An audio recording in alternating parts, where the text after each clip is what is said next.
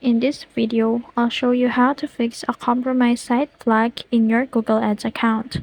So first, make sure you log into your Google Ads account at the ads.google.com, and then on the left side, navigate the Tools section, the one with the hammer and wrench icon.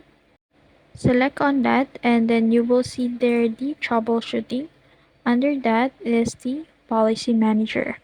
Click on the Policy Manager, and then you will see here the list of your campaigns or data.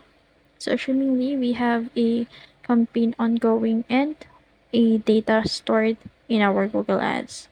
So to review the flag site under the disapprove ads policy sections, and then read the specific details about why your site is flagged as compromised.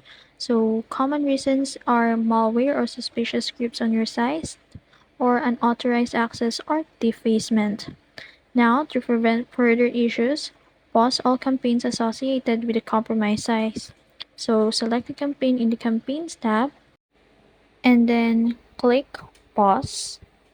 Now, to secure your website, scan your website for malware.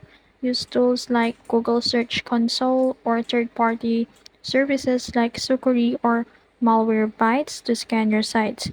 And you can also remove malicious code, can locate and delete any suspicious or unauthorized scripts from your site files, and update passwords and login. Change all password, including admin panel and hosting account credentials. Update your CMS and the themes to their latest version. And you can also restore a backup. If your site is severely compromised, restore it from clean backup. Now to verify and submit for review.